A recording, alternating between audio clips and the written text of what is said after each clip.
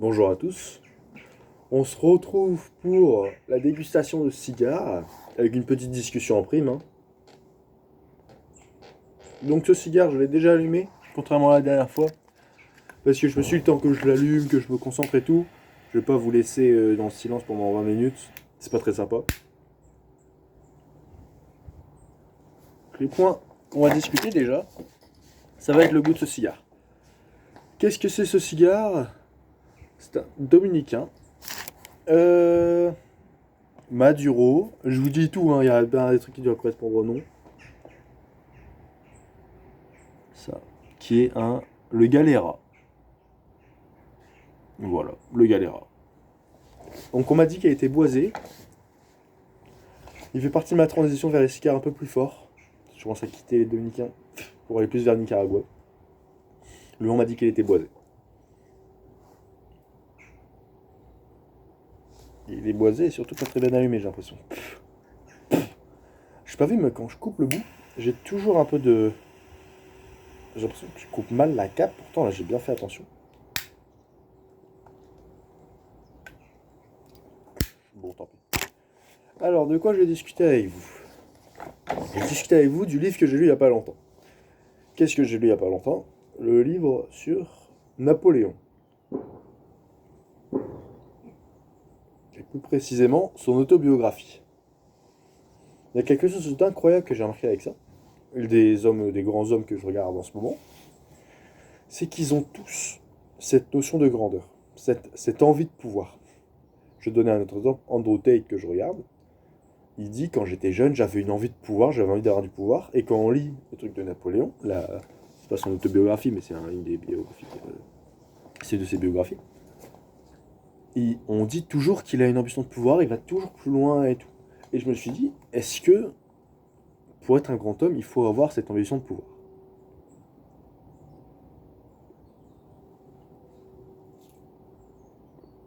Donc, une fois la question posée, je vous laisse faire votre propre avis avant.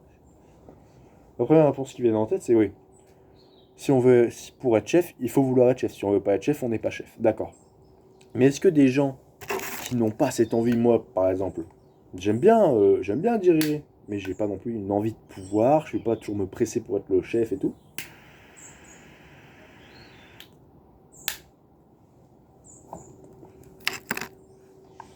Est-ce que quelqu'un comme moi peut devenir empereur de France?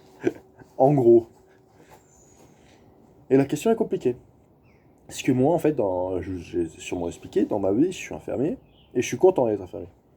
Le fait d'aider les gens, pour moi, ça, c'est bon, je suis content. J'aide les gens, ma vie est utile, je suis rentable, j'aide les gens, je leur fais aller mieux, qui eux peuvent faire des choses en plus, donc c'est génial. Mais c'est dont il parlait dans ses batailles.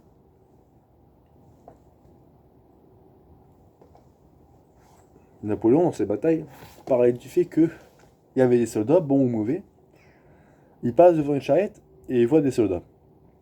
Il dit une douzaine de soldats blessés, gravement blessés. Et il dit, est-ce que dans ces soldats, c'est des héros qui ont été se battre au premier rang et qui se sont fait toucher?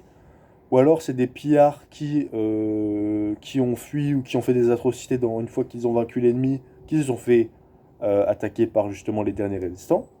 Ou alors est-ce que c'est les gens fusillés par lui-même, ou alors dont il a ordonné l'exécution, parce qu'ils n'avaient pas combattu? Et en fait ça choque parce que tu te dis finalement, quand tu es dans cette charrette, qui en a quelque chose à foutre que tu sois le héros? Des héros inconnus. Donc c'est respectable un héros inconnu. Mais quand t'es un héros inconnu, t'es inconnu. Alors que quand t'es Napoléon, que tu sois au premier rang à te battre ou derrière, si tu gagnes, tu gagnes. Si tu gagnes, t'es le meilleur. Donc ça montre à quel point le fait d'être chef est tellement plus avantageux qu'être simple soldat. Parce que oui, on a plus de responsabilités, c'est vrai. Mais comme il dit, qu'est-ce qu'une vie sans commander? Ça tombe en question. Tu fais, c'est vrai que actuellement on est 7 milliards, plus de 7 milliards. Est-ce que j'ai envie de passer toute ma vie à commander que moi-même? Alors que des gens commandent 1000 personnes. Non, j'ai envie de commander 1000 personnes, j'ai envie de m'élever, comme tout le monde, de m'élever au plus haut possible.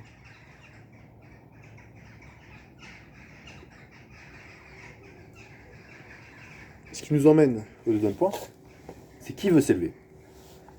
Et là, il y avait une vidéo de, j'ai plus son nom, mais un intervieweur américain, qui disait, toutes les personnes que je connais qui sont riches aujourd'hui étaient pas aussi riches avant. Un fils de riche. Moi, je suis dans une famille aisée, on n'est pas millionnaire, mais on est aisé. Ben, est-ce que j'ai cette envie de conquérir, etc. Je suis bien. Du coup, je régresse.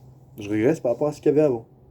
Alors que quand mes parents fils d'agriculteurs et fils de personnes qui tenaient un café, bah, ils étaient vénères. Ils avaient envie de. Ils avaient faim, tu vois. Ils avaient faim de victoire, faim d'aller loin. Et du coup, tu te dis, est-ce que vivre aisé, finalement, c'est pas juste le meilleur moyen de se faire douiller? Parce que d'accord, t'as les relations, mais t'as pas la faim. Et c'est la faim qui fait tout. La faim, F-A-I-M, hein, je précise. Donc voilà, c'est à ce à quoi je pensais. Ça, associé avec ce bon petit cigare,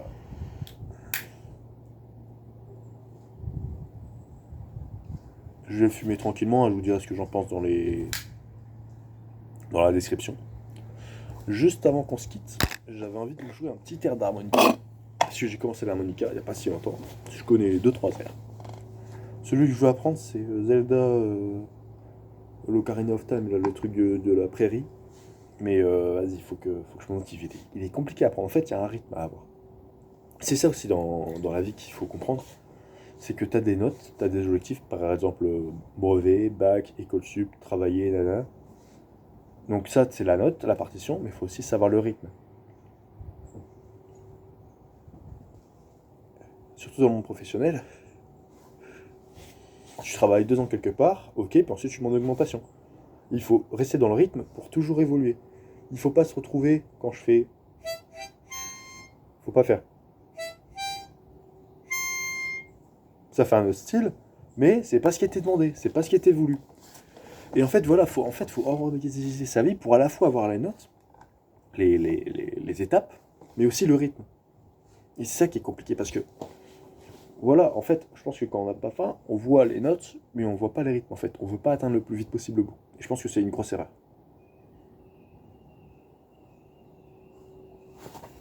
Allez, je vais bouger mon morceau.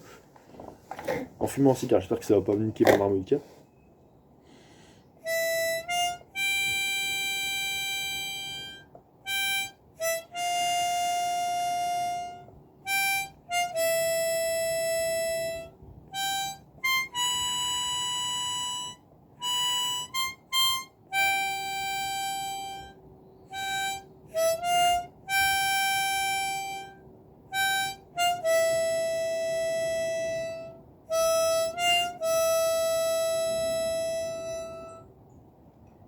C'est fou, hein. Ce morceau-là, je vous promets, hein, c'est la première fois que je joue l'harmonica de la journée. C'est rare que j'y arrive aussi bien.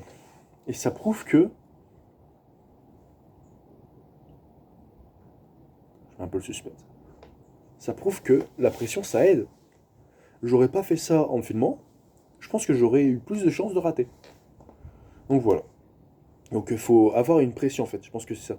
Il faut avoir une pression, que ce soit une pression qu'on s'impose soi-même ou une pression que d'autres nous imposent. Je pense que quand on commence comme Napoléon, fils de petit noble, etc., on a un peu des deux, mais on a surtout une pression qui est attendue parce que c'est un noble corse.